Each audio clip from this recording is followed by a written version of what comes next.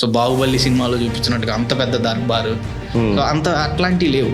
రాజు యొక్క కిరీటాలు ఎక్కడ దాదాపుగా మనకి దొరికిన ఆనవాళ్ళు లేవు. ఏవి లైక్ మధ్యయుగానికన్నా ముందు అక్బర్ ఇలాంటి వాళ్ళు అవన్నీ దొరికినాయి. ఎందుకంటే ఎక్కువ కాలం కాదు అవి, సో అవి ప్రిజర్వ్ అయింది. సో దానికన్నా ముందు లైక్ అక్కడ ఇక్కడ మనకి ఫ్రాగ్మెంట్స్ దొరికినాయి, అంటే ముక్కలు అలాంటివి దొరికినాయి తప్ప కంప్లీట్ గా దొరికింది లేదు. అశోకుడిది ఏదో కంప్లీట్ గా దొరికింది లేదు. అయితే దీన్ని ఎక్కడి నుండి మనం డెరైవ్ చేయొచ్చు అంటే రెండు సోర్సెస్. ఒకటి పెయింటింగ్స్, అజంతా అవనివ్వండి, లేకపోతే ఇంకా చాలా గుళ్ళలో లేదు స్కల్ప్చర్స్ చెక్కుతారు, వాళ్ళ యొక్క వస్త్రాలు అలా ఉంటాయి. అంతేందుకు తిరుపతి తీసుకుందాం. తిరుపతిలో శ్రీకృష్ణదేవరాయలు ఆయన వచ్చినప్పుడు ఆయన మరియు వాళ్ళ యొక్క ఇద్దరు రాణుల యొక్క విగ్రహాలు చేయించుకొని అక్కడే పెట్టుకున్నాడు, ఆయనే పెట్టుకున్నాడు.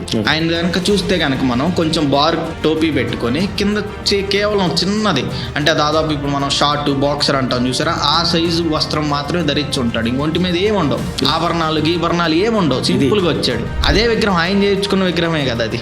అట్లానే ఆయన రోజు అలా ఉంటాడా చెప్పలేము. గుడికి వచ్చాడు కాబట్టి మేబీ అలా ఉండొచ్చు. అంటే మీరు ఇప్పుడు సినిమాలలో చూపించినట్టు ఆ రకంగా అయితే ఉండదండి డెఫినెట్ గా. అయితే ఇది మనం దాన్ని ఏమంటారు, ఇప్పుడు బాలకృష్ణ తొడగడితే ట్రైన్ వెనక్కి వెళ్ళినట్టుగా, సో కొంచెం ఎగ్జాగరేషన్ మన సినిమాల్లో. మరీ ఇప్పుడు మన సినిమాల్లో కూడా అసలు రాజు వచ్చాడంటే 100 చైర్లు కూర్చొని అట్లా ఉంటాయి.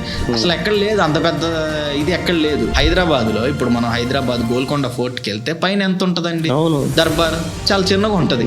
మరి ఎంత పెద్ద రాజ్యం, ఎంత ధనికులు, మరి వాళ్ళు అంత చిన్నదే చేసుకున్నారు కదా. సో అంత పెద్దవి అవన్నీ సినిమాలకే పరిమితం, కానీ అంత పెద్దవి లేనే లేవు. సో బాహుబలి సినిమాలో చూపించినట్టుగా అంత పెద్ద దర్బారు, సో అంత అట్లాంటివి లేవు.